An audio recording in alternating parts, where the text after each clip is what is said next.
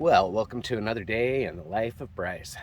And today has not gone as planned.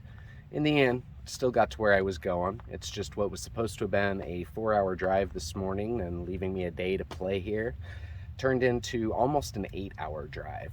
So many obstacles and delays along the journey. That being said, I didn't film a lot of that for you.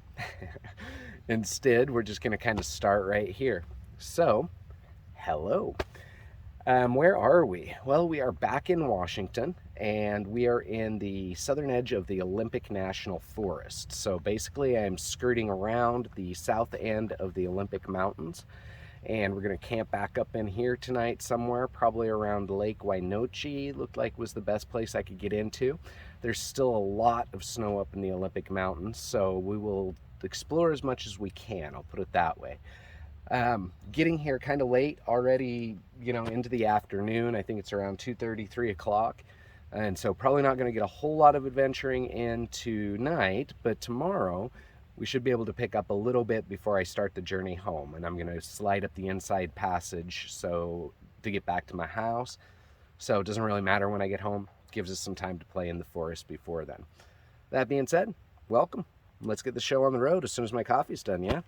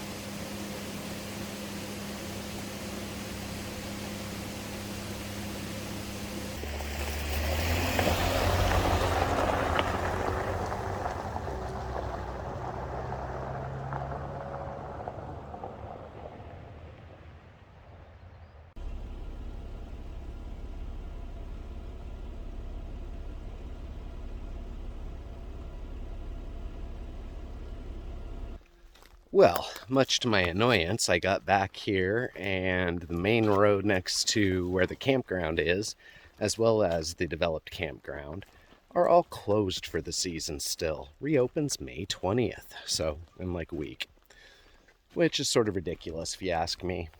That being said, I found a spot to camp, and it's only about half a mile from the campground. The lake's actually down a steep hill below me. And there's this nice little trail right here, which got looking at the GPS just thinking, I wonder what that is.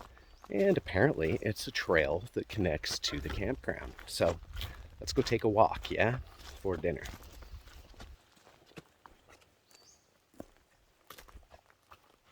Up, Dougie.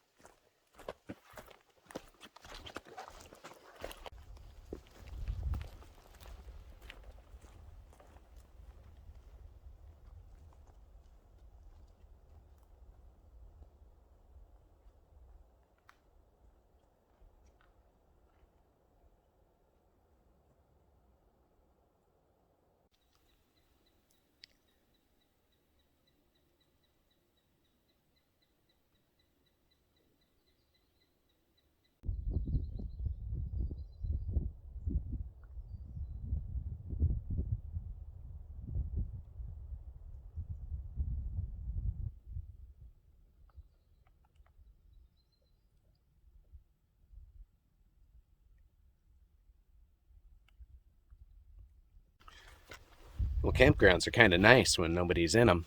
Kind of like them when they're closed. It's like super peaceful, but yet you've got this like semi-groomed area, you know what I mean? It's like nice easy trails because it's paved for cars, but there's no cars on them. There's no people hollering, no kids squealing. It's dead silent and beautiful. Yep. Wish I could have got a campsite like right on this lake, but hey, I'll take what I can get.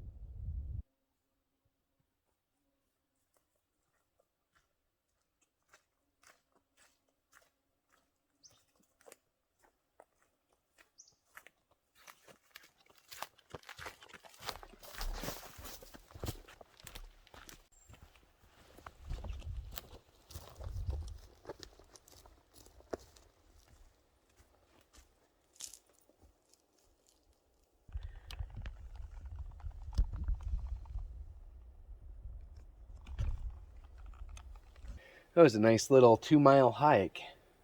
It was about 3/4 of a mile down to the lake, and so back to here, 1.5 miles, and then I went half-mile that way and back, so I guess 2.5 mile hike. Um, Beautiful little spot, and I am totally alone. There's nobody up here, no cars have been by. It's kind of awesome.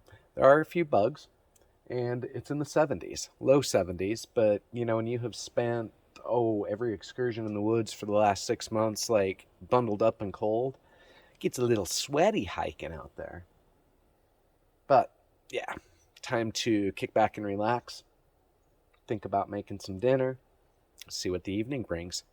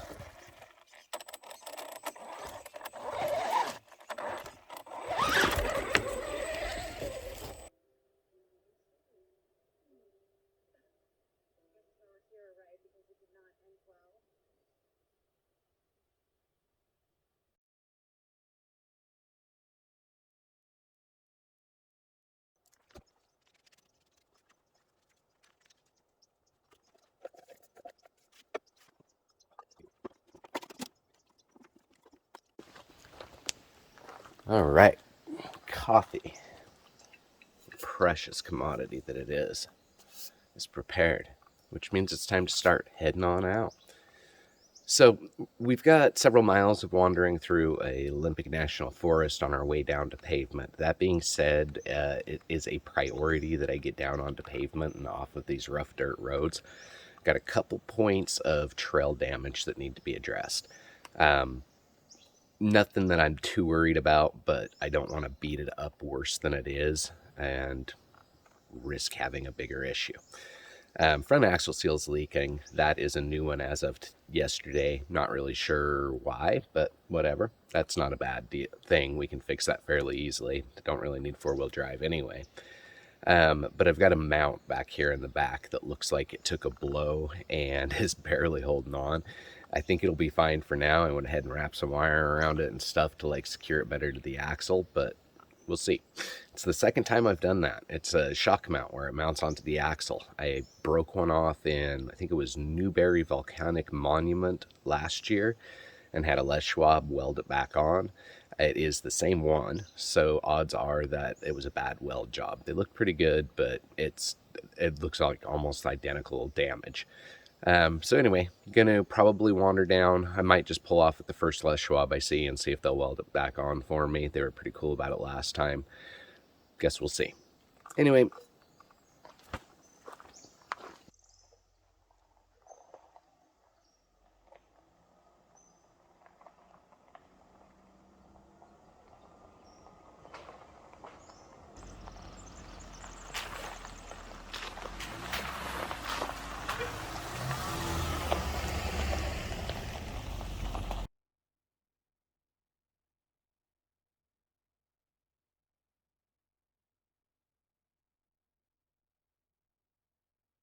You know, in all my years of exploring the Cascades as well as the Olympic Peninsula out here, I have never taken the route I'm on right now.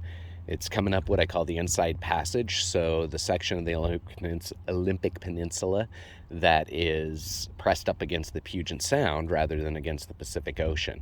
It's kind of interesting down here on the southern end of it. We're somewhere just a little bit north of Tacoma if you're looking across at the mainland over there.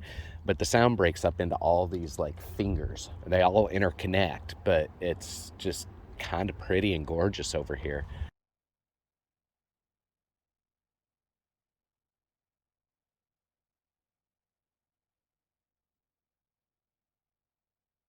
Looks like the elk decided to come to the park today. This is Doswallop State Park. This would be part of the Roosevelt herd.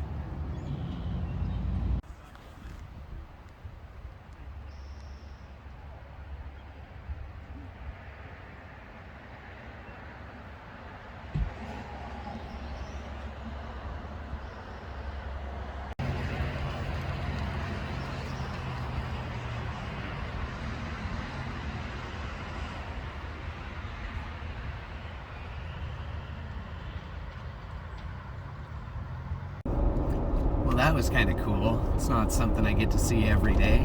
Just flying along the road, and I glanced off down into that park, and man, there's probably 20, 30 head elk hanging out all over there. I probably didn't get them all on film, but still kind of cool. Anyway, continuing to journey, we are probably, as the crow flies across the sound, almost to the Seattle area. Obviously, like, there's a lot less going on over here. It's kind of nice to avoid the Seattle traffic by taking this inside passage on the peninsula. Elk, cool. I think that's 3 different sightings on this trip of elk. I'm liking that.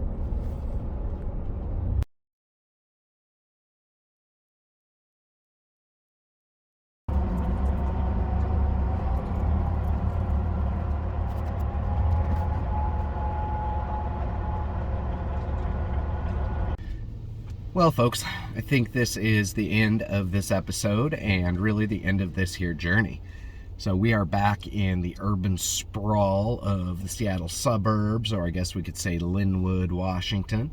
And it's about time for me to pull into this bay right here and give Amy a good spray down, see if I can get any of the mud out from under her and whatnot, so we can take care of some maintenance.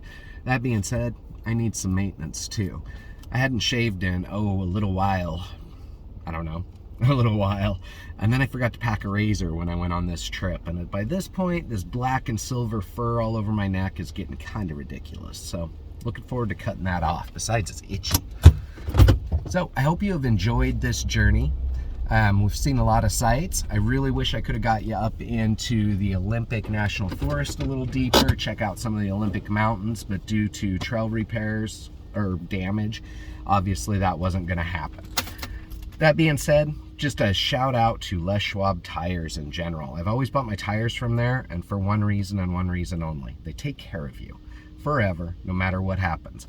And so pulled into a random Les Schwab around Skokomish, Washington, and they clamped and straightened my shock mount, welded it up, and I was on the road in 15 minutes. So awesome company to give your business to. Always take care of you, and they never charge you a dime for little repairs like that.